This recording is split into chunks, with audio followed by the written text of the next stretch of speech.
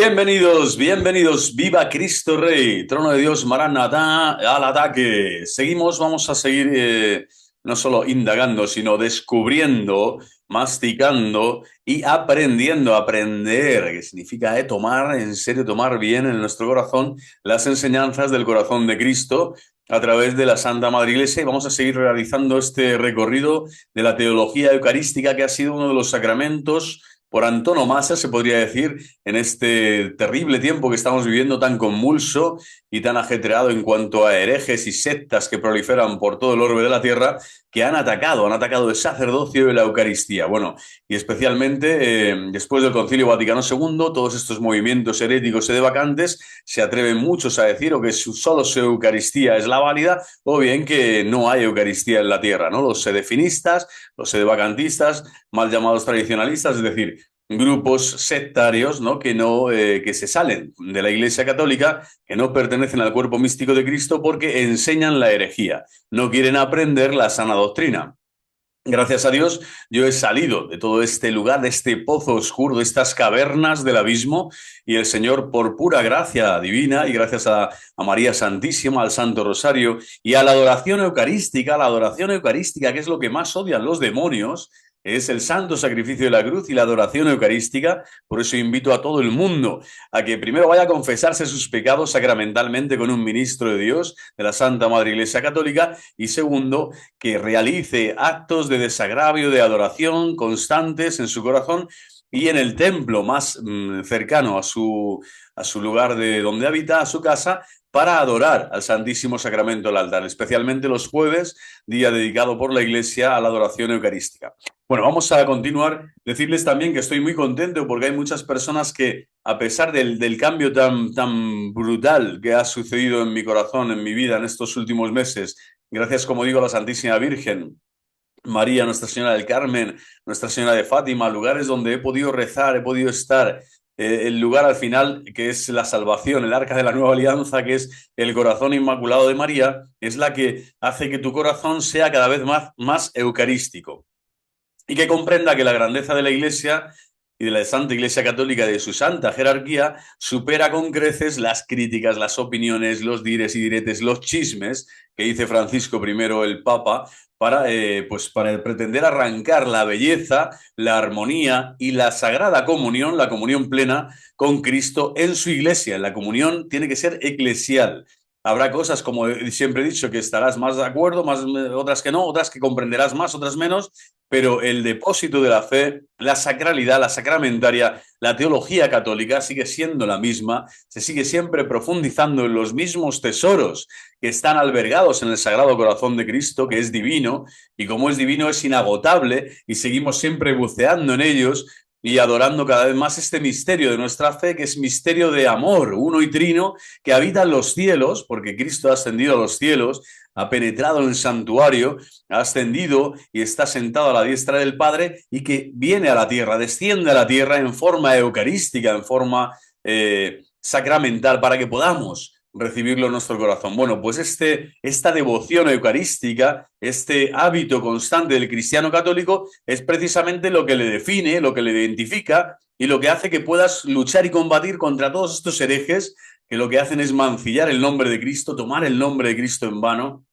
no adorar la Sagrada Eucaristía como se merece, es decir, en el principio de la comunión eclesial. Ahí es donde se adora a Cristo Eucaristía en la última cena, con todo el colegio apostólico, con Pedro y con todo el colegio apostólico reunidos en torno a Cristo, y Cristo que se ofrece como víctima, como hostia inmaculada y santa al Padre. Bueno, vamos a seguir profundizando y también deciros simplemente que me alegro mucho no solo de muchas personas, como decía, que han comprendido este cambio, esta metanoia, esta transformación en positivo, porque soy católico, por fin, puedo respirar en católico, ¿no? El sedevacantismo y todas estas herejías te van dejando cada vez más oscuro, más triste, más apagado, más ausente, más aletargado, más marginado, automarginado, son autodestructivas completamente, ¿no? Por eso también es aviso para las monjas de Belorado o ex monjas, seguimos orando por ellas y por todos aquellos que están en esta tentación de caer en doctrinas o en posiciones o falsas heréticas sedevacantistas. ya he denunciado a muchos canales en este canal porque es así como Dios me lo ha pedido clarísimamente. Me ha dicho, esto hay que combatirlo ya, así como has combatido lo que tú pensabas que estaba mal en la parte de este pontificado, etcétera, ahora hay que combatir de lleno a todos estos herejes. Y decir simplemente que me alegro mucho un testimonio que me compartió una suscriptora en donde hablaba de que su padre estaba a punto ya de fallecer, de encontrarse con Dios y que en estos momentos, instantes, casi diría, ¿no? Horas previas a la partida de su ser querido, el Señor le concedió la luz, la fuerza para pedir la ayuda de un sacerdote y que este sacerdote pudiera acercarse a su papá y pudiera recibir los sacramentos dignamente y preparar así su alma para el encuentro definitivo con Cristo. Bueno, todo ese de vacantismo, todo ese de finismo, es una herejía tan brutal que además eso hace que el arraigo más profundo que tenemos en este mundo, aparte, ¿no? De que como es el arraigo, por supuesto, en la fe, edificados en el amor a Dios sobre todas las cosas, pero el amor a los padres, el amor también a la propia familia, a los hijos, es algo tan impresionante, tan sagrado, y cuidar esos momentos de gran, vamos a decir, densidad espiritual, porque allí se puede dar la tentación diabólica, puede haber desesperanza, puede haber connotaciones de tristeza, de no saber, de inquietud. Es decir, te estás encontrando, ¿no? Te estás preparando para el encuentro definitivo con Dios. También tienes que pedir perdón por tus faltas, tus pecados veniales o graves. Es decir, el alma hace como un reset, ¿no? Bueno, pues qué maravilla poder pedir, ¿no? De forma católica, de forma coherente, de forma natural, la ayuda de un ministro de Dios, disculpen, de un ministro de Dios para que se acerque la voz de Cristo, el corazón de Cristo, el perdón y la paz de Cristo a esa alma, a esa persona,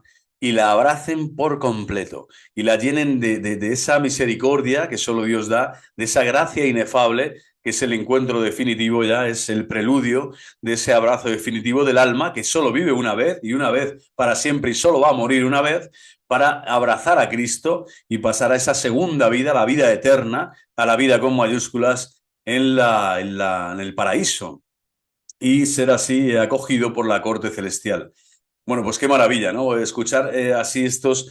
Yo por eso siempre pido perdón, una y otra vez lo haré, porque he confundido a muchas personas en estos años, estos meses y años, meses especialmente de forma vacante, sedefinista, intentando descubrir el porqué de las cosas, tal, pero solo con mi sola cabeza, sin ir a la doctrina y sin abundar realmente en esta gracia de Dios eclesial, que es la comunión con el Papa y con los obispos, como es natural y cómo identifica precisamente al católico esta comunión y no haces que, pues eso, pido perdón porque me he ido, me he desviado y he podido escandalizar a muchos que me han escuchado, y menos mal que esta persona me decía, mira, yo le he escuchado, padre, lo he escuchado, hermano Lorenzo, tal, pero no, menos mal que el Espíritu Santo insufló sobre mí esta gracia para pedir auxilio, para pedir ayuda en este momento, viendo que mi padre estaba a punto de partir de este mundo. Pues gloria a Dios, a la Santísima Trinidad, a los ángeles de la guarda, a la Santísima Virgen María que siempre asiste en el momento de la muerte de forma especial, así como estuvo al pie de la cruz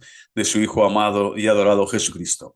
Vamos a continuar con esta teología sacramental eucarística y hoy vamos a dar esta parte del magisterio eucarístico en el siglo XX anterior al Concilio Vaticano II.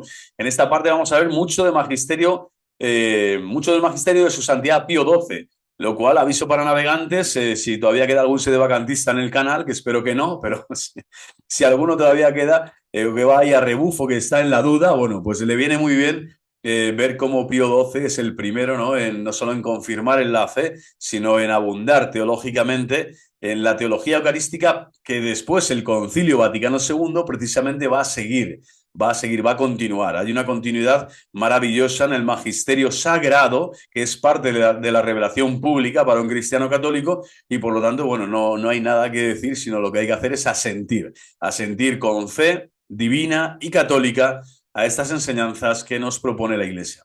Dentro de este magisterio, en el siglo XX, anterior al concilio, vemos que Trento es fundamental, Trento que fue en el siglo XVI, bueno, y posteriores, ¿no? El dogma eucarístico, ahí está el hito principal de este dogma, y la reflexión de los teólogos mantuvo la orientación de Trento siempre, en el siglo XVII hasta el XIX, centrándose tanto en la presencia real era una de las cosas fundamentales que precisamente los luteranos venían a desbancar y a decir que ya esa presencia no era real, ¿no? Que era, vamos a decir, un invento, ¿no? de los papas, que era algo que se podía dar un significado diferente y por lo tanto que el sacramento, el misterio de la fe, ya no se celebraba, no debía celebrarse, ¿no? Simplemente era una cena más, era una especie de recordatorio, pero nada más, ¿no? Sin embargo, Trento viene a confirmar la presencia real concebida en términos de transustanciación, esta palabra tan maravillosa, cambio de sustancia, como en el carácter sacrificial. Estas son las dos realidades que Trento especifica y que toda la teología católica posterior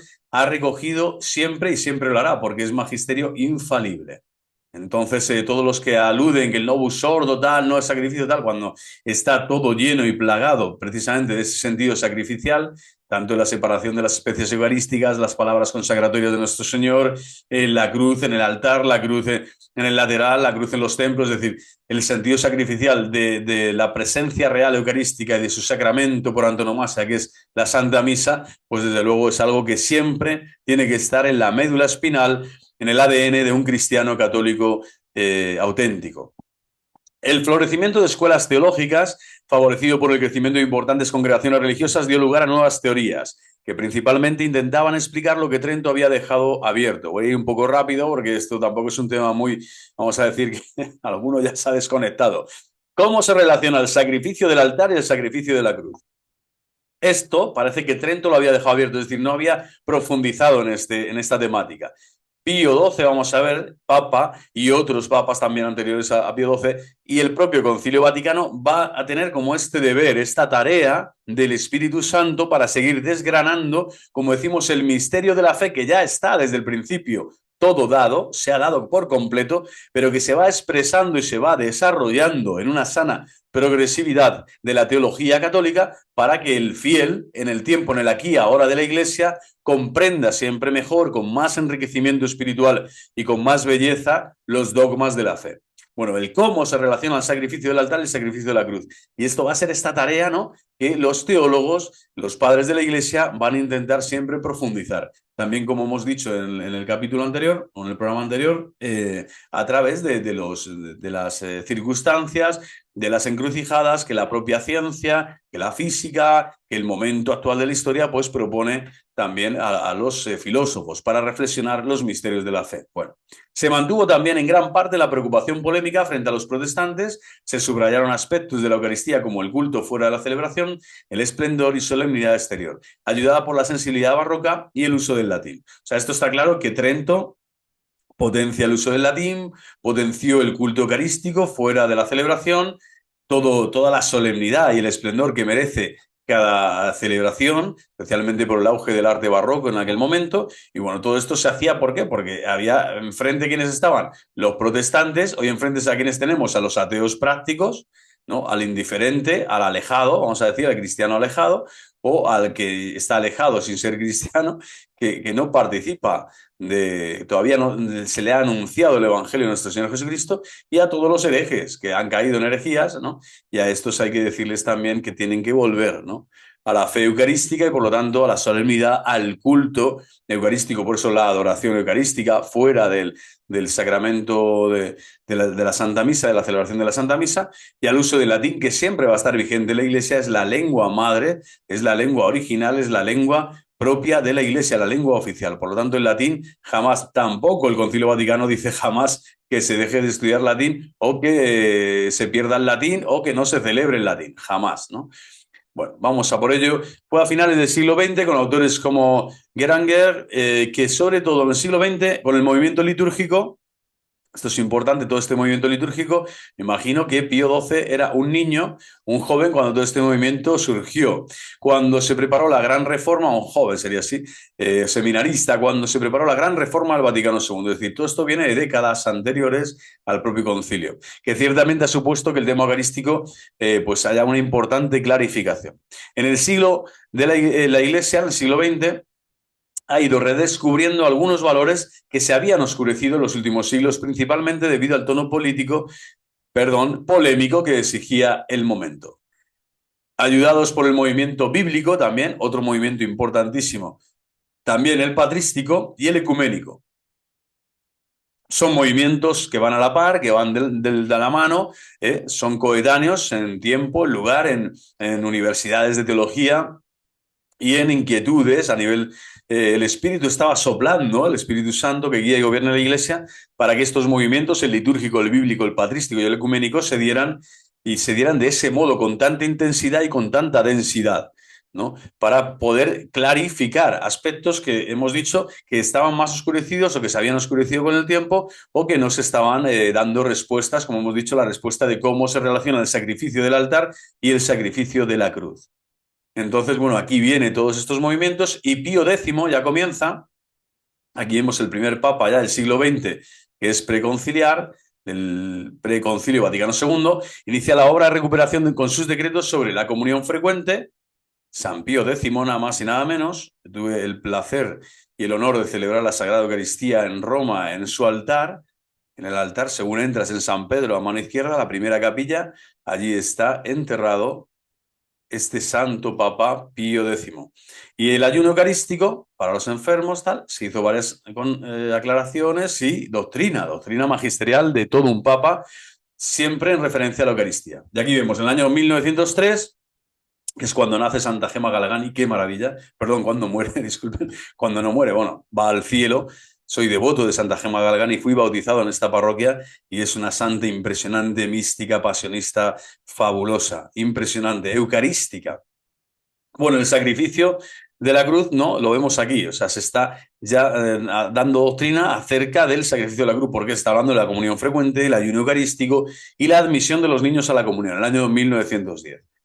Bueno, vemos que la Iglesia, por lo tanto, ya está emitiendo magisterio, la Iglesia en su grado máximo de magisterio, que es el magisterio papal, ¿no?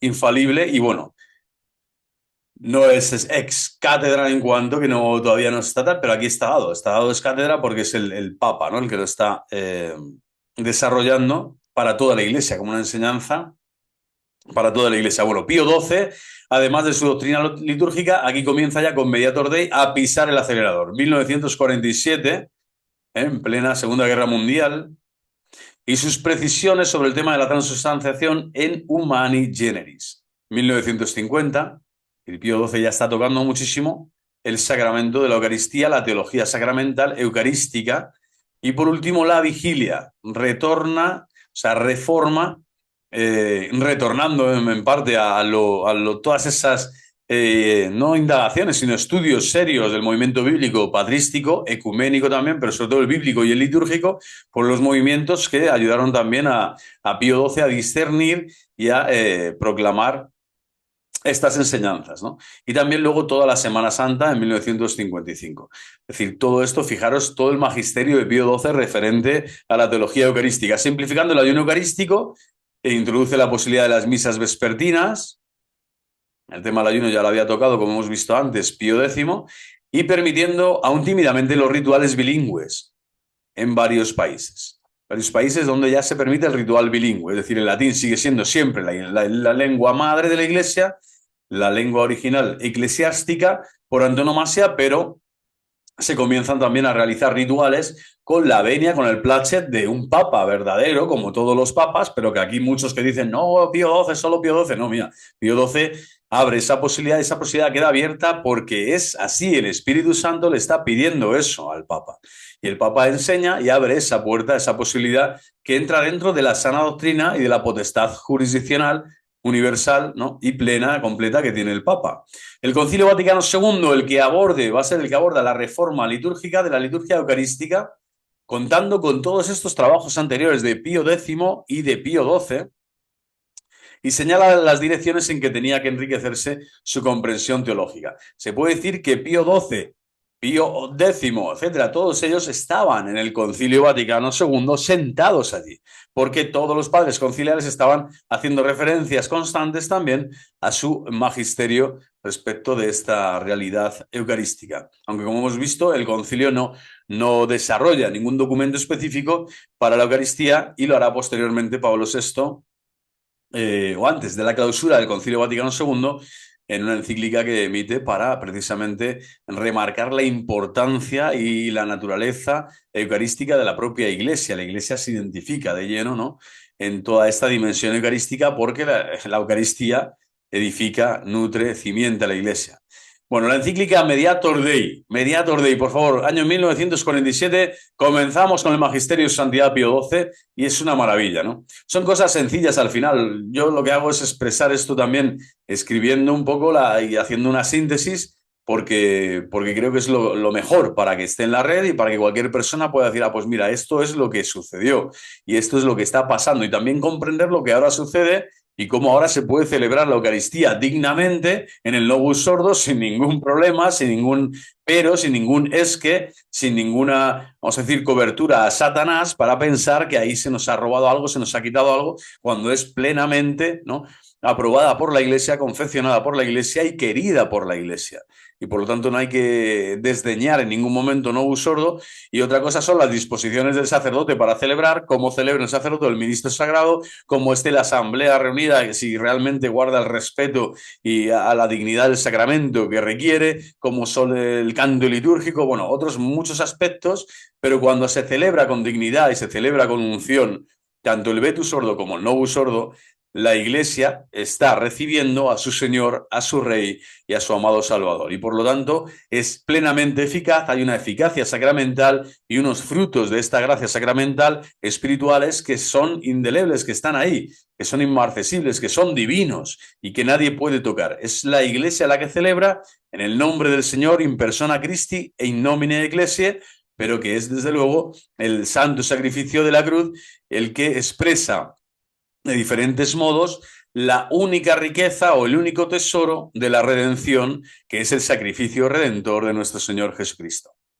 La encíclica Mediator Dei del 20 de noviembre de 1947 ha sido llamada Carta Magna del movimiento litúrgico, así de claro. O sea, Pío XII está detrás, es como la Carta Magna, es la base de todo lo que va a ser posteriormente, ¿no?, los cambios que se van a ir realizando y modificando. Muchos dicen, sí, a peor. Bueno, no, a peor lo que es la fe, el paganismo, el secularismo, a peor tantas situaciones que se están dando en el mundo actual que ha dado la espalda a Dios. Pero es evidente que debemos de dejar de echar la culpa, ¿no?, al rito, al ministro, sobre todo eso, al rito, ¿no?, al Concilio Vaticano, tal, etcétera, cuando es algo absurdo, ¿no? La gran culpa de la rebeldía hacia Dios, de la apostasía silenciosa que se vive en Europa y en otras partes del mundo, desde luego es de los bautizados que viven como paganos, es del bautizado que vive como un pagano, pero no es del rito. El rito es eficaz para todos aquellos que buscan y desean recibir a Jesucristo Eucaristía, porque Él sigue presente, sigue esperándonos y sigue deseando prender ese fuego, ese clamor divino en nuestro interior, que es por eso que se ha entregado a su Iglesia y se ha donado a sí mismo por completo para que tú y yo podamos recibirle en el sacramento. Pero depende de nosotros, no depende del Señor ni de su rito, del rito que la Iglesia ha aprobado. Bueno, con esta encíclica, paréntesis, cierro paréntesis, con esta encíclica Pío XII daba el apoyo definitivo al movimiento litúrgico, relanza de forma entusiasta todas las actividades relacionadas con el estudio del apostolado litúrgico. Los grandes temas en discusión encauzados por las orientaciones de la encíclica fueron objeto de una mayor profundización. De manera que 15 años más tarde, cuando comenzó sus trabajos el Concilio Vaticano II, estaban ya maduros. Es decir, todos esos trabajos ya están maduros para el Concilio Vaticano II. Es decir, toda la siembra de Pío XII, se puede decir que toda esa siembra está aquí. Y el concilio lo que está haciendo es recoger esos frutos y esos estudios y pues esos trabajos impresionantes teológicos, ¿no?, que llevaron al final a la grandeza, ¿no?, de confeccionar la liturgia, de abrirse a las lenguas vernáculas, etc. Es decir, hubo todos esos cambios, ¿no?, que todo el mundo dice que fueron, o casi todo el mundo dice, no, pues fueron para mal. No, lo que fue para mal es el mundo entero que va para mal cuando se aleja de Dios. Pero el concilio propuso y lo que propuso estaba bien hecho porque era de Dios y así Dios lo quería. ¿Por qué? Porque el concilio está inspirado por Dios, sostenido por Dios, aprobado por Dios a través de su santa jerarquía. Bueno, Pío XII dejó claro esto, o sea, el impulso del movimiento litúrgico lo dio él, y Mediator Dei, como digo, del año 47, en plena Segunda Guerra Mundial, está ya de algún modo preanunciando que toda esa profundización llevará en el futuro a cambios mayores, a modificaciones mayores. Pero siempre es la Iglesia Católica la que escribe, la que realiza la teología, la que aprueba, la que confecciona y la que da la unción y la gracia a todos los creyentes, a todos los católicos en todo tiempo y lugar. Bueno, la encíclica tuvo unas motivaciones inmediatas: el fuerte enfrentamiento entre partidarios y detractores del movimiento litúrgico, sobre todo en el centro de Europa. En el año 42, el obispo de Friburgo había denunciado las novedades que pretendía introducir el citado movimiento. Debajo de las acusaciones subyacía el temor de que la llamada piedad litúrgica pudiese acabar con toda forma de piedad privada y de devoción popular. Debajo de las acusaciones subyacía el temor de que la llamada piedad litúrgica pudiese acabar con toda forma de piedad privada y de devoción popular. Este es el miedo que tenían algunos obispos en aquel momento de Centro Europa. Nada que ver, nada que ver. O sea, la piedad privada siempre existirá y seguirá existiendo hasta el fin del mundo, hasta que el Señor vuelva en su gloria y majestad, y la devoción popular, pues ni os cuento. Aquí en España, además, somos famosos por toda la cantidad de procesiones maravillosas, increíbles, los pasos de Semana Santa, por los mejores artistas de la escultura, pintores, bueno, orfebres de todo tipo, de plata, de oro, para realizar las obras prodigiosas que precisamente enaltecen con devoción popular los misterios de la piedad cristiana, de la fe católica. Bueno, la Santa Sede intervino en 43 dirigiendo a estos obispos alemanes un documento que contiene en germen la encíclica Mediator Dei, ya en el año 43. Y la encíclica, pues, nació para poner paz en una polémica. Se explica así el admirable equilibrio que mantiene entre reconocimientos y advertencias y el esfuerzo de evitar los extremismos. Esto siempre lo va a hacer la Iglesia. ¿Se vacante que es al final? Pues un extremismo totalmente perdido, ¿no? Ha perdido la cabeza y el corazón. Y lo que hay que hacer es eso: ver qué es lo que la Iglesia recomienda, dónde la Iglesia te advierte y dónde hay que evitar ese extremismo, porque ahí es donde caes en herejía, ¿no? Y hoy, para mí, extremistas, ya os digo, son todos aquellos que no reconocen la grandeza del papado en su doctrina, no reconocen al Papa vigente. Comienzan a hacer estrambóticamente cábalas de todo tipo, ¿no? Y loterías satánicas para decir que esta renuncia es inválida, o que este conclave es inválido, que este papa no es verdadero, porque tal. Es decir, cosas absurdas completamente, que se van, ¿no?, de ese equilibrio admirable que es donde la Santa Madre Iglesia siempre ha querido que sus hijos fieles, puedan caminar, puedan respirar, puedan vivir y habitar en este admirable equilibrio, ¿vale? Bueno, pues eso es lo que hace Pío XII: amainar toda aquella polémica que se había suscitado en torno a esta renovación litúrgica. Bueno, la encíclica, sin embargo, va mucho más allá de las motivaciones inmediatas. Por primera vez, dice, el magisterio de la Iglesia proponía una visión decididamente teológica de la liturgia y señalaba la necesidad de llevar a los fieles a una efectiva participación interna y externa en la liturgia, sobre todo en la Eucaristía, centro de toda la vida litúrgica. Aquí sí es verdad que recuerdo muchas veces decir a mi profesor de liturgia de la Facultad de Teología San Dámaso, pues don Manuel González López Corps, que espero haberlo pronunciado bien, pues eso, que muchas veces la piedad eucarística se había recluido tanto en el clericalismo, en el sentido de que como el sacerdote puede celebrar él solo, y eso está permitido, por supuesto, por la Iglesia y tal, pero ¿qué pasa? Que el fiel como que había perdido su dimensión de creyente, de fiel, que también tiene esa devoción eucarística, no puede tenerla y debe tenerla, y no solo en la Santa Misa, sino también en los actos exteriores de adoración, ¿no? Que prolongan el sacrificio de la cruz, el sacrificio de la Santa Misa, que la Santa Misa se ha celebrado. Bueno, pues de algún modo había como muchos departamentos estancos, ¿no? La piedad eucarística se había como recluido, escondido al fiel, y eran solo los sacerdotes, cada uno en su altar y cada uno, ¿no?, el que celebraba, ¿no?, el misterio de la fe, pero desde luego toda la piedad eucarística que la liturgia y todos estos cambiamientos, estas modificaciones, estas profundizaciones del misterio de la fe eucarístico se van realizando, lo que hace es abundar en la belleza y en la riqueza eucarística que el fiel también puede disfrutar, debe disfrutar, y puede además pues crecer en santidad, ¿no? Crecer en santidad. No es un tema solo de los sacerdotes que celebran in persona Christi, sino in nomine ecclesiae, y ese in nomine ecclesiae es también que es la asamblea la que celebra la Eucaristía, y eso se verá pues más adelante, ¿no? Esta visión teológica que ya comienza aquí en Mediator Dei Pío XII, Santidad Pío XII, la que ya se expone, explota esa efusión del Espíritu Santo, hace ya que en el concilio pues eso se dé así, ¿no?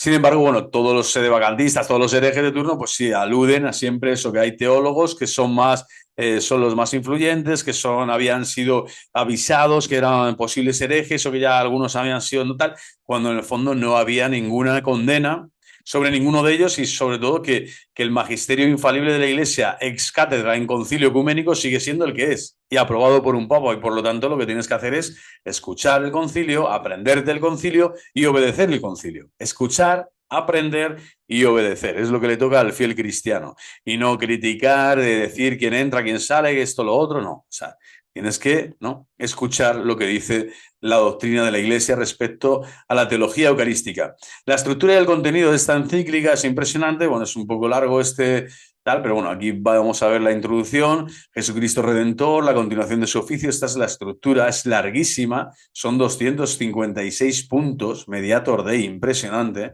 Pío XII. La primera parte, naturaleza, disculpen ahí la rata, origen, progreso de la liturgia, culto público, la liturgia, culto interno y externo, la liturgia regulada por la jerarquía, solo la jerarquía puede regular la liturgia, importantísimo esto, no Rojas, no Rivas, no Viganó, que hace lo que les da la realísima gana, ¿no?, en todo momento y lugar. Bueno, y esto es el nuevo brasileño ahora de las exores de Belorado. Bueno, progreso y desarrollo de la liturgia. Este progreso no puede dejarse al arbitrio de cada uno, desde luego que no, solo la Iglesia no tiene esa potestad y los obispos como custodios y transmisores de la fe íntegra de la Iglesia. El culto eucarístico, segunda parte, naturaleza del sacrificio eucarístico, participación de los fieles, sacrificio eucarístico, etc., la comunión eucarística, adoración eucarística. Todo esto ya se está recogiendo. Es parte, pues, se podría decir, de la teología eclesial también, eclesiología. La eclesiología del concilio va a recoger en parte todos estos componentes eucarísticos y sobre todo, como digo, la encíclica antes de la clausura del Concilio Vaticano II de Pablo VI. Tercera parte, el oficio divino, el año litúrgico, el oficio divino, el ciclo de los misterios del año litúrgico, las fiestas de los santos y una cuarta parte, normas pastorales, otras formas de piedad no litúrgica, espíritu litúrgico, apostolado litúrgico, epílogo, esperanza del fruto de la encíclica. Bueno, la Eucaristía está dedicada a la segunda parte de la encíclica. Después de la exposición sobre la naturaleza de la liturgia, en la segunda parte, hemos visto aquí en la naturaleza del sacrificio eucarístico, en toda esta segunda parte, el culto eucarístico, dedicado es donde vamos a profundizar en toda esta segunda parte de la encíclica Mediator Dei. Bueno, pues se ubica así la doctrina eucarística, se sitúa en su perspectiva completa. Es decir, después de esta exposición de la naturaleza, afirma Pío XII que la Eucaristía constituye el punto más alto de la Sagrada Liturgia. Desde el punto de vista doctrinal, la gran aportación se refiere al sacrificio eucarístico, presentado según la doctrina de Trento, pero integrado en el misterio de la liturgia, resplandeciendo mejor el vínculo entre el sacrificio de la cruz y el sacrificio del altar. Es decir, la Eucaristía es parte integral, ¿no? Integra, está dentro de la Sagrada Liturgia, ¿no? Y de forma antonomásica, ¿vale? Pero está ahí, dentro del misterio de la liturgia, ahí es donde se tiene que integrar la doctrina de Trento sobre la Sagrada Eucaristía. Y por lo tanto, el vínculo entre el sacrificio de la cruz y el sacrificio del altar está dentro de la Sagrada Liturgia. El augusto sacrificio del altar no es, pues, una pura y simple conmemoración de la pasión y muerte de Jesucristo, sino que es un sacrificio propio y verdadero. Esto lo asume Pío XII de la anterior doctrina de todos los siglos, de todos los tiempos, y es el sumo sacerdote mediante su inmolación incruenta que repite lo que una vez hizo en la cruz, ofreciéndose enteramente al Padre víctima gratísima. Veremos que este repite, pues tiene sus connotaciones que hay que aclarar más adelante, pero desde luego queda bien claro que Cristo es el sumo sacerdote y que el Papa está clarísimamente diciendo que una vez se ofreció en la cruz, pero que se ofrece enteramente al Padre y que es víctima gratísima. Lo que hizo una vez en la cruz se repite. Veremos qué significa esto de se repite. Pero Mediator Dei 86, el principal punto de esta parte de la naturaleza eucarística, dedicada, hemos dicho, al culto eucarístico, a la segunda parte, naturaleza del sacrificio eucarístico, pues en el punto 86 nos dice, una y la misma es la víctima, lo mismo que ahora se ofrece por ministerio de los sacerdotes, se ofreció entonces en la cruz. Aquí está diciendo el ministro sagrado lo único que está realizando es lo mismo, porque está ofreciendo la víctima expiatoria enteramente ofrecida al Padre, víctima gratísima, y lo está haciendo porque Cristo le hace partícipe. El único sacerdote, el único y sumo sacerdote es Cristo. Y los ministros de Dios lo que hacen es participar de su sacerdocio. Pero el sacerdocio, ¿no?, que es divino por institución, porque es de la persona, de la segunda persona de la Santísima Trinidad, el sumo y eterno sacerdote es Cristo, es quien se inmola, es la víctima, sacerdote, víctima y altar, y él, lo mismo que ahora se ofrece por ministerio de los sacerdotes, se ofreció entonces en la cruz. Aquí se vincula literalmente, ¿no?, en la Sagrada Liturgia el sacrificio del altar y el sacrificio de la cruz. Solamente el modo de hacer el ofrecimiento es diverso. Es decir, solamente el modo es diverso. Solamente el modo es diverso. Esto que recoge el canon segundo de la sesión 22 de Trento, ¿vale? Que está haciendo Pío XII, recoger Trento, por supuesto, y como digo, seguir explayando, seguir profundizando, hablando de que se está repitiendo esa inmolación incruenta que se hizo una vez en la cruz, se está volviendo a ofrecer, es decir, se repite, ¿no? Y que es un sacrificio propio y verdadero, no es un símbolo, no es una significación, no es una no sé, no es una transfinalización, no es algo que es meramente simbólico, no es un recuerdo, etcétera. Aquí Pío XII está claro que ya está avisando a todos los futuros herejes que siempre van a aparecer en la Iglesia, en cada periodo tienen los suyos, y desde luego, pues aquí la Iglesia siempre que es sabia, santa y es madre, pues ya está de algún modo advirtiéndonos con ese equilibrio, con esa armonía de su enseñanza, que si vienen algunos de estos lobos, de estos falsos profetas, de estos sedevacantistas a decirte algo diferente a esto, bueno, anatema sit, anatema sit. La Eucaristía en Mediator Dei, por lo tanto, recupera la afirmación central de Trento, que establece la identidad entre el sacrificio del Calvario y el sacrificio del altar, idénticos son en uno y otro la víctima, el sacerdote y los fines. La víctima, el sacerdote y los fines. Y se diferencian únicamente en el modo de ofrecerse. Lo que en Trento era solo un enunciado, ahora se explicita. Idéntico, pues, es el sacerdote, que es Jesucristo, cuya sagrada persona es representada por su ministro. In persona Christi celebra el ministro la Sagrada Eucaristía. Este, en virtud de la consagración sacerdotal que ha recibido, se asemeja al sumo sacerdote y tiene el poder de obrar en virtud y en persona del mismo Cristo. Por eso, con su acción sacerdotal, en cierto modo, presta a Cristo su lengua y le alarga su mano. Esta unción sacramental del orden sagrado, yo lo recibí en el Novus Ordo, desde luego puedo dar experiencia, doy testimonio de que te queman las manos. Es decir, el corazón late a 1000 por hora cuando estás celebrando la Sagrada Eucaristía o estás perdonando los pecados en el nombre del Señor. Es decir, es Cristo quien celebra el sacrificio, es Cristo quien perdona los pecados, es Cristo quien bautiza. Es decir, el sacerdote es un instrumento personal, es decir, más un instrumento en ese sentido es un vaso, ¿no?, en donde la gracia santificante de Cristo la va a derramar para que lleguen sus manos, llegan las manos de Cristo, la mirada de Cristo, las palabras de Cristo, la acción de Cristo para santificar a esa persona, pero siempre en esa mediación salvífica, mediator Dei, ¿no? En esa mediación salvífica, Cristo es el único mediador, pero que ha elegido a sus ministros como mediadores suyos. Siempre existe mediación, y esta es una gran diferencia de la religión cristiana católica, que es más que una religión, es la persona misma de Cristo, es una revelación divina, sagrada, verdadera, por antonomasia, no comparable a ninguna filosofía ni religión de este mundo. Y desde luego, en esta mediación salvífica y sagrada está la voluntad de Dios y está la identidad del católico, del cristiano. Bueno, pues es maravilloso, ¿no? Mediator Dei 87, el sacerdote presta a Cristo su lengua y le alarga su mano. Dice así su santidad Pío XII. Qué maravilla, ¿no? Idéntica también es la víctima, esto es el Redentor divino. Hemos dicho el sacerdote, o sea, el sacrificio, el sacerdote Jesucristo es el mismo y representada por su ministro. El punto primero, ¿no? Vamos a decir, punto 1. ¿vale? En el punto 2, idéntica es la víctima. La víctima, que es el Redentor divino, según la naturaleza humana y en la realidad de su cuerpo y de su sangre. Y en este ser víctima participa también, ¿no? Ostian laudis, el sacrificio de alabanza que el sacerdote en su vida realiza a lo largo de su vida, no celebrando este misterio de la fe.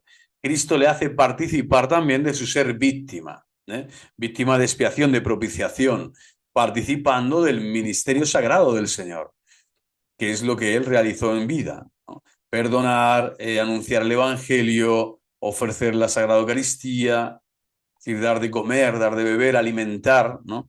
Vestir al desnudo, al hambriento en todos los sentidos, todas las obras, ¿no? Espirituales y corporales que la Iglesia propone a todos los fieles, pero en especial al sacerdote como ministro de Dios, ministro representante de Cristo en la tierra. Es diferente, en cambio, el modo como Cristo se ofrece. Y aquí vemos en el tercer punto que es esto lo único que es diferente, el modo como Cristo se ofrece. En efecto, en la cruz, es decir, ¿no? Sacerdote, víctima y altar. Ahora viene, Cristo se ofreció en el Gólgota y ahora el altar es el Gólgota. Es el Gólgota donde la cruz es clavada, ahora son ofrecidas, ¿no? El cuerpo y la sangre de Cristo, el pan y el vino que serán cuerpo y sangre de Cristo. Ahí está ese Gólgota que es cada altar consagrado por un obispo a lo largo de la tierra en cada templo cristiano, en cada iglesia, en cada capilla, en cada santuario, en cada basílica, por el mundo entero, ¿no? Allí está Cristo, allí está el Gólgota, allí está el Señor que se ofrece en Eucaristía. En efecto, en la cruz Él se ofreció a Dios totalmente y con todos sus sufrimientos, y esta inmolación de la víctima fue llevada a cabo por medio de una muerte cruenta. Es decir, derramó toda su sangre preciosísima, el Señor la derramó por amor a ti, por amor a mí, voluntariamente padecida. Bueno, este modo es el que cambia. En cambio, sobre el altar, a causa del estado glorioso de su naturaleza humana, impresionante, el estado de la naturaleza humana de Cristo, siendo una sola persona, persona divina, ya es un estado glorioso, que le ha ascendido a los cielos. Dice, la muerte ya no tendrá ya dominio sobre él, y por eso la efusión de la sangre es imposible. Ya es un sacrificio que no es cruento, es incruento. La divina sabiduría ha hallado un modo admirable para hacer manifiesto el sacrificio de nuestro Redentor con señales exteriores, que son símbolos de muerte. Aquí entran los símbolos que él mismo ha escogido. Y gracias a la transustanciación, el símbolo del pan y del vino, que simbolizan su cuerpo y su sangre. Pero que en la transustanciación, y aquí está el modo, este pan pasa a ser el cuerpo de Cristo, la transustanciación del pan se convierte, gracias al milagro, ¿no?, del Redentor, en cuerpo, cuerpo de Cristo, y cuerpo además visible, se puede ver, se puede tocar y se puede comulgar, se puede masticar. Y del vino en su sangre, en la sangre de Cristo. Y este es el gran milagro de los milagros en la tierra. Así como está realmente presente su cuerpo, también lo está su sangre. Y de esa manera las especies eucarísticas, bajo las cuales se halla presente, simbolizan la cruenta separación del cuerpo y de la sangre. Este modo, por lo tanto, es diferente, ¿no? El modo de ofrecerse, el modo como Cristo se ofrece, ¿vale? Esta es la teología eucarística en la encíclica Mediator Dei. Son los principales puntos, ¿vale? Entonces es maravilloso, ¿vale? Esto corresponde también al punto tercero, el modo como Cristo se ofrece ahora, ya no es de forma cruenta, sino de forma incruenta. Ya no es en el Gólgota, en el ala de la cruz, sino es en el altar. Y con los símbolos exteriores de la muerte, que para esto significa el cuerpo separado, el cuerpo y la sangre, el pan y el vino, que serán cuerpo y sangre de Cristo, y en esta separación del cuerpo y de la sangre ya está, ¿no?, la posterior efusión del Espíritu para que sean realmente este milagro, contenga en las especies eucarísticas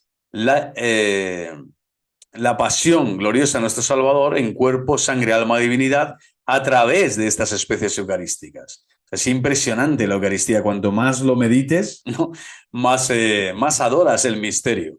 Pensar que Dios ha elegido la materia sencilla, simple, ¿no?, tan universal, tan común, el pan y el vino, para realizar, ¿no?, este misterio eucarístico tan impresionante, este sacramento, este memorial de su muerte, y dar eficacia sacramental, por lo tanto, presencia real y vida espiritual real de los frutos de la redención, al creyente, al alma que se acerca con las debidas disposiciones a recibirlo con fe. La conmemoración de su muerte que realmente sucedió en el Calvario se repite en cada uno de los sacrificios del altar, ya que por medio de señales diversas se significa y se muestra a Jesucristo en estado de víctima. ¿Vale? Pues esto es para memorizarlo y dejarlo siempre como doctrina católica. Mediator Dei número 89. Y nada, vamos a pasar a los fines de la Eucaristía. Son maravillosos, son 4 principalmente, y vamos a verlos de forma sucinta pero profunda, a través también del magisterio precioso de este grandísimo pontífice. Ojalá un día ya suba a los altares, por fin le declaren santo a Santa Madre Iglesia, porque desde luego fue un hombre de Dios. Los fines de la Eucaristía en Mediator Dei. De respecto a los fines se enumeran 4. La glorificación de Dios, el primero. Esto va en importancia, o sea, degradante, ¿no? O sea, jerárquica. La acción de gracias. Segundo, la expiación y propiciación y la impetración. ¿Vale? De algún modo, en importancia y en densidad y en fuerza, ¿no? Teológica y en sentido de lo que Dios ha querido revelar al hombre en sus misterios sagrados. Por él revelado, si no es imposible realizar esto. Cristo enseñó a los apóstoles a lo largo de los días de la Pascua, de esos 50 días de Pascua, a celebrar estos sagrados misterios. Es impresionante. Los apóstoles recibieron del mismo Cristo cómo realizar esa glorificación, esa acción de gracias, esa expiación, esa propiciación y esa impetración. Son modos de orar dentro del acto litúrgico de la Sagrada Eucaristía, de la Santa Misa, para poder alcanzar las gracias del sacramento, las gracias divinas que solo Dios puede darnos, Dios Padre, Hijo y Espíritu, a través de los ritos sagrados. Idénticos finalmente son los fines de los que es el primero la glorificación de Dios. O sea, esto sería el punto cuarto, ¿vale? Que también vemos aquí que no hay ninguna pues eso, diferencia en cuanto al magisterio anterior, sino que siempre han sido estos los que la teología católica ha considerado. Desde su nacimiento hasta su muerte, Jesucristo ardió en el celo de la gloria divina y desde la cruz la oferta de su sangre subió al cielo en olor de suavidad. Y para que este himno jamás termine, los miembros se unen en el sacrificio eucarístico a su cabeza divina y con él, con los ángeles y arcángeles, cantan a Dios alabanzas perennes, dando al Padre omnipotente todo honor y gloria. Mediator Dei 90. Qué belleza, ¿no? Qué maravilla, ¿no? Cómo escriben los papas, ¿no? Los misterios de la fe para realmente profundizar en este himno eucarístico en nuestras vidas, en nuestro corazón. El segundo fin es dar gracias a Dios, el divino Redentor, como hijo predilecto del Eterno Padre, cuyo inmenso amor conocía, es el único que pudo dedicarle un himno de acción de gracias.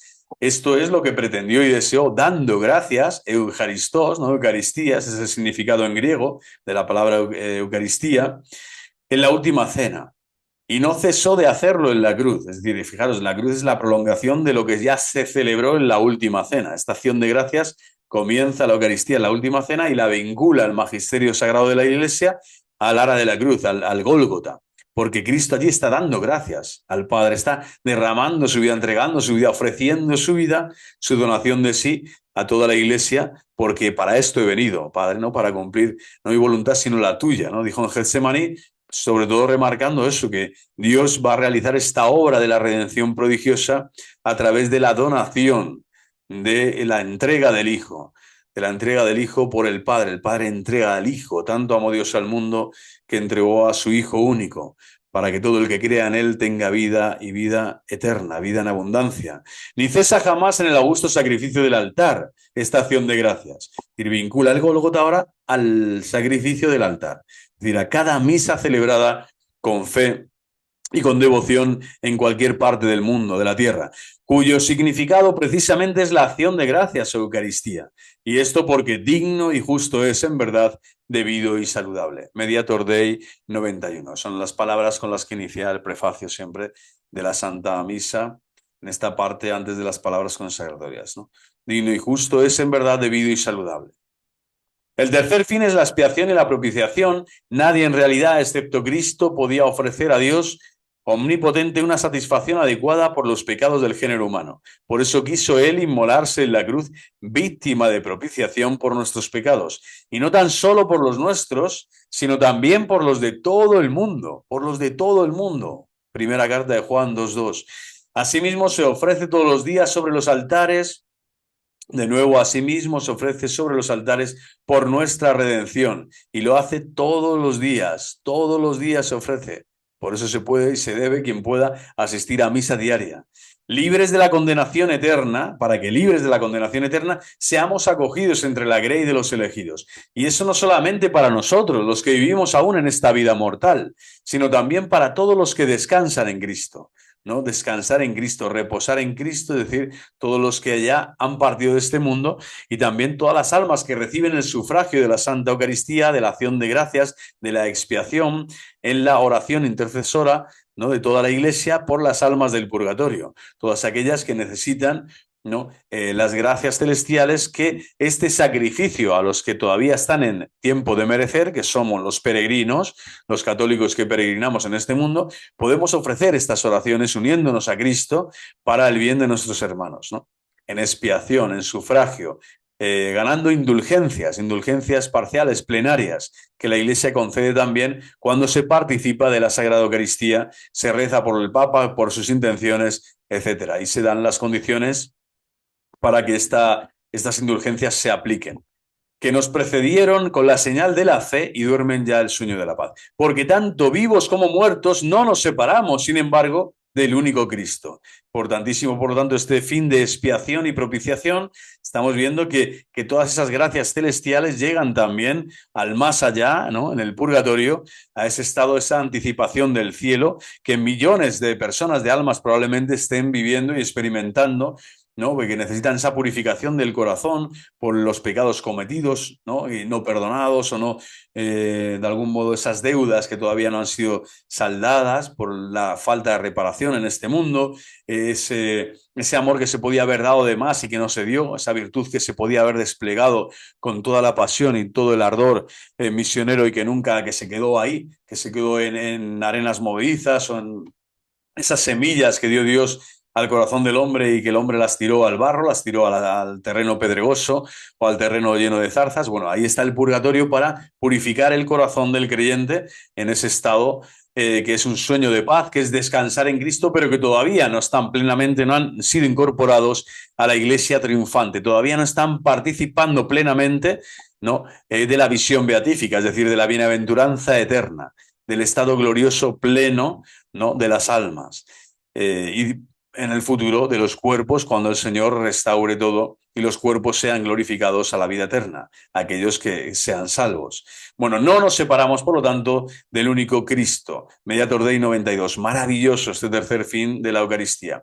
Y el cuarto fin es la impetración, que tiene mucho que ver con esto que hemos dicho de la comunión de los santos, de rezar unos por otros, de rezar siempre y acordarnos de los difuntos. Todas las misas estamos en plena, vamos a decir, comunión y sintonía y conexión con los que ya se han ido, con los que han partido, nuestros antepasados, nuestros padres, familiares, abuelos, personas conocidas, amigos, que ya han partido a la casa del Padre o que están en estado de purgante y que necesitan de nuestra oración, ¿no?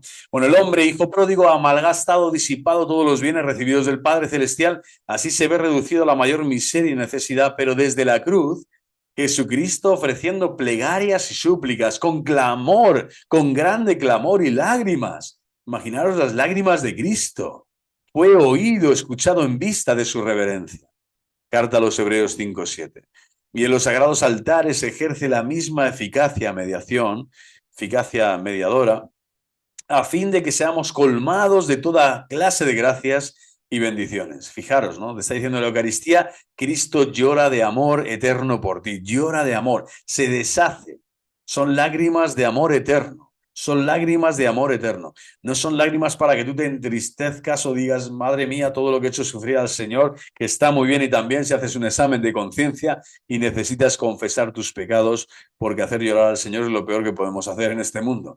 Pero desde luego está diciéndote que Jesús, sin que ni siquiera tú lo hubieras conocido, él ya lloraba y clamaba al Padre que todas las bendiciones celestiales, que todas las riquezas y los tesoros del cielo cayeran sobre ti, se derramasen sobre tu vida, para que tu corazón se fuera como esponjado, fuera por fin recibiera el agua pura, ¿no? Destilada del trono de Dios, para que todas esas grietas, todo ese desierto, todo ese terreno pedregoso, toda esa falta de vergel, ¿no? Todo ese terreno árido que necesita ser lavado, purificado, embellecido por las aguas celestiales, pues cayera, se derramase sobre el mundo, ¿no?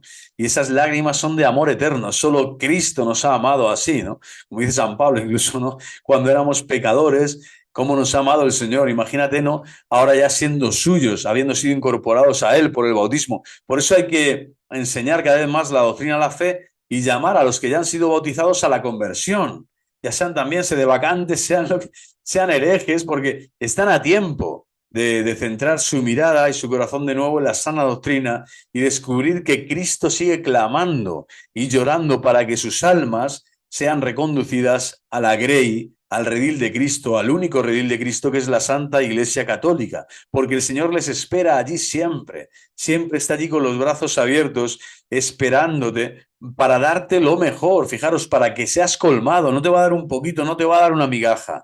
Esto es lo que te da Satanás y además es una migaja que te engaña, no es de verdad, no te nutre, sino que te envenena. El Señor te da a raudales, en generosidad no le gana a nadie. El Espíritu Santo se derrama sobre la faz de la tierra 24/7 y solo está pensando el Señor en ti para que adores su mirada, sus palabras, sus lágrimas, sus ritos, y para que valores también que a través de la jerarquía eclesiástica Él te ofrece estos tesoros. Pues qué maravilla, ¿no? Ser católico y dejarnos de tantas controversias absurdas y de tantos juicios de valor y de condena tan que desgarran, ¿no? El cuerpo místico de Cristo y que le hacen llorar ya no de amor eterno, ¿no? Sino de compasión y de conmiseración hacia nosotros, ¿no? El Señor es tan maravilloso, es tan increíble. Bueno, pues este cuarto fin de la impetración está en la Eucaristía, en la teología eucarística de siempre, y Pío XII nos la recuerda a todo el pueblo santo de Dios. Los fines de la Eucaristía, por lo tanto, al igual que Trento, afirma que la Eucaristía es verdadero sacrificio y no mera conmemoración, importantísimo. Es verdadero sacrificio y no mera conmemoración en contra de todo el mundo protestante, ¿no? Esto de la conmemoración lo usaban para separarse del verdadero sacrificio, ¿no? No es una mera conmemoración del sacrificio de la cruz, no, no. Allí sucede lo que sucedió en el Gólgota, sucede ahora en el altar, bajo otro modo, con otra apariencia, pero es el mismo ser, es el mismo suceso, es el mismo acontecimiento, es el mismo Señor, el mismo sacerdote, hemos visto la misma víctima y los mismos fines que tenía el Señor en la última cena. Es ahora lo que se celebra cada vez que tú y yo entramos en un templo y celebramos la Eucaristía junto con los hermanos en torno al altar. Allí está el Gólgota, allí está la cruz, allí está mi Rey y mi Señor. Importa advertir, como todavía Mediator Dei, la palabra conmemoración sigue teniendo un sentido débil, no es una simple y mera conmemoración, grabando aún la concepción calvinista de memorial, entendido como mero recuerdo subjetivo. O sea, esta palabra conmemoración la usa Pío XII, pero no en el sentido calvinista, ¿no? De memorial, que era peyorativo, que era precisamente para separarte del sacrificio de la cruz, sino que lo está usando como algo fuerte, algo potente, que es conmemoración del sacrificio de la cruz, ¿no? Pero no mera conmemoración, sino es algo más, hay un verdadero sacrificio. Pero hay un sentido débil, ¿no? En esta palabra al final es como que cuanto menos se use, mejor. Pero dices, bueno, la misa, todo lo más, sería un símbolo de la cruz, en el caso de los calvinistas, de los herejes, pero no un verdadero sacrificio, no un sacrificio verdadero. Pío XII afirma que la misa es verdadero sacrificio porque en ella Jesús repite, iteratur, esta es la palabra, repite, lo que una vez hizo en la cruz. La traducción del término iteratur, aquí hay una serie de aclaraciones por parte de los teólogos católicos, no está exenta de ambigüedad, pues aunque se afirma el carácter único del sacrificio de la cruz, la idea de repetición, ojo, podría interpretarse como un sacrificio deficiente, el de la cruz, que necesita repetirse una y otra vez. Cuando dice la Escritura, ¿no? Una vez para siempre ya no se necesitan más sacrificios, ¿no? Ya solo hay un sacrificio que es el de Cristo, ya no se necesita más, ¿no? Entonces, ¿qué es eso de repetirse? Bueno, que necesita repetirse para ser eficaz. Esta sería una mala interpretación herética de esta palabra, iteratur, que Pío XII usa en el latín, ¿no? Repetir. Bueno, el Vaticano II hablará de memorial del sacrificio de la cruz. memorial del sacrificio de la cruz, pero no entendiéndolo como el calvinismo, como un mero recuerdo subjetivo, ¿no? Y también para remarcar que no hay una mera, esto de repetición, como separarse un poco de esta repetición que puede llevar a ambigüedad, ¿vale? En cuanto a que algo deficiente, es como si se necesitase, ¿no? Repetir una y otra vez el sacrificio porque hay algo que todavía no está, ¿no? No se ha dado. Recuperando el significado bíblico de memorial, y esto es importante, ¿no? El Sacrosantum Concilium 47, esto es. Esta es la Constitución Apostólica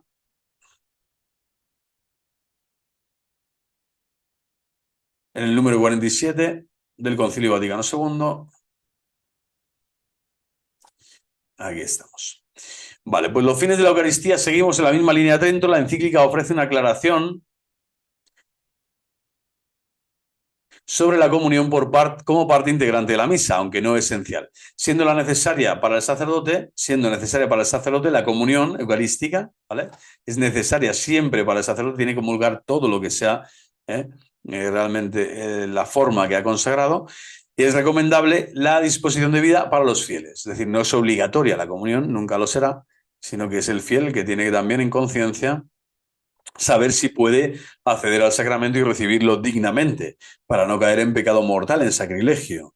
Se debe, pues, una vez más advertir que el sacrificio eucarístico, por su misma naturaleza, es la incruenta inmolación de la divina víctima, inmolación que se manifiesta místicamente por la separación, como siempre hemos dicho, de las sagradas especies y la oblación de las mismas al Eterno Padre. Pero la Sagrada Comunión atañe a la integridad del sacrificio y a la participación del mismo mediante la recepción del augusto sacramento. Y el sacramento se ha realizado para que se reciba. La recepción, ¿no? La Sagrada Comunión es parte, ¿no? Atañe a la integridad del sacrificio. Esta participación en la comunión eucarística es parte del santo sacrificio porque es uno de los fines, la comunión eucarística. Y mientras que es enteramente necesaria para el ministro que sacrifica, para los fieles es tan solo vivamente recomendable, ¿no? Pero sí es necesario que alguien la consuma por completo, y ese alguien, ¿quién es? El sacerdote. Él sí tiene que consumir las sagradas formas que han sido consagradas, suya, la que suele ser más grande, ¿no? Tal, y esta es la que se tiene que consumir cada vez que se celebra el santo sacrificio de la misa. Aunque sea clara la afirmación del sacrificio eucarístico como inmolación incruenta, significada por la separación de las sagradas especies, no se puede decir que Pío XII parta de una noción general de sacrificio. El objetivo del párrafo es señalar cómo la comunión no es esencial a la misa. Tampoco se está definiendo que sea sacrificio porque se separen las especies, sino que la separación de estas manifiesta la inmolación. ¿Vale? Importante estas dos aclaraciones, ¿vale? Y por otro lado, en rigor, el carácter sacrificial de la Eucaristía ya había sido definido por su vínculo con el sacrificio de la cruz, es decir, idéntico sacerdote, idéntica víctima, idénticos fines, distinto modo de ofrecerse. Aunque terminológicamente se pueda afinar aún más, como hizo el Vaticano II, sustituyendo, hemos dicho, se repite el sacrificio de la cruz por memorial del sacrificio de la cruz. Memorial del sacrificio de la cruz. Y se lo debemos gracias al Vaticano II y, por supuesto, a Juan XXIII, San Juan XXIII, Papa verdadero, y San Pablo VI, Papa verdadero y santo ya. Bueno, pues hasta aquí. El próximo día daremos la encíclica Humani Generis, 1950, que es impresionante. Y hasta aquí pues vamos viendo poco a poco toda la doctrina magisterial de los papas preconciliar anterior al del siglo XX, anterior al Concilio Vaticano II.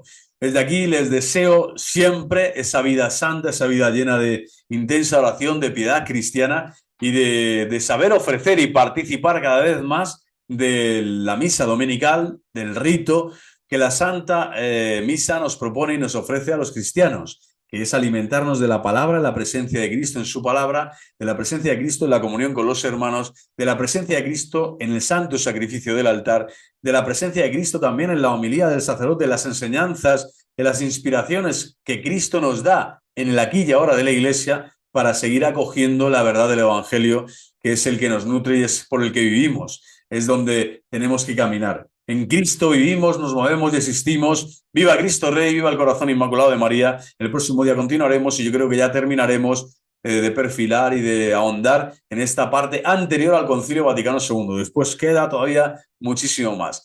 Me alegro mucho de haber estado con ustedes y compartir este tiempo. ¡Viva Cristo Rey! ¡Viva el corazón inmaculado de María!